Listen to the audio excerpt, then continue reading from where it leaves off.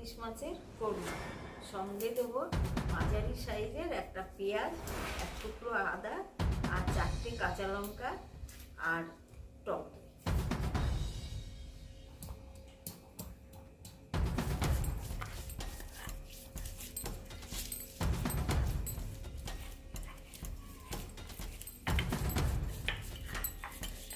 আজকে আমি রান্না করব ইলিশ মাছের কোরমা। সঙ্গে দেব টক দই 150 গ্রাম, পেঁয়াজ বাটা, আদা বাটা, কাঁচা লঙ্কা বাটা আর 1 চামচ চিনি আর স্বাদ মতো নুন আর অল্প পরিমাণে একটু হলুদ দেব। এই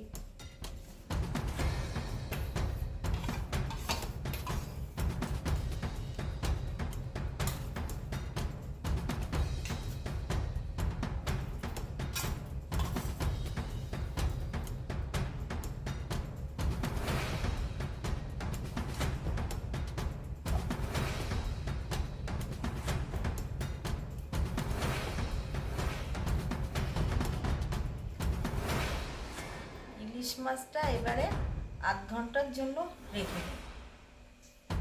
1 চামচ ঘি দিচ্ছি, সঙ্গে তেল দিচ্ছি, নুন দিলাম তাহলে আর তেলটা ছেটে না। একটা তেজপাতা, গরম মশলা দিয়ে দিলাম। এবারে আমি মাছটা দেব। আগের থেকে মাছটা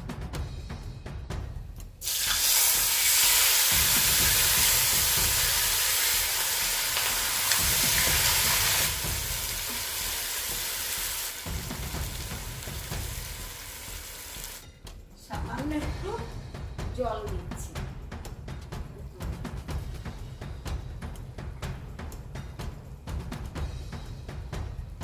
এবারে আমি মাছটা ঢেকে দেব।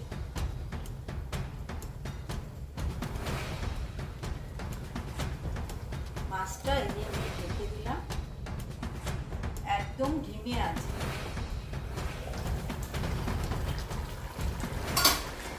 আমি মাছটা একটু উল্টে দিই।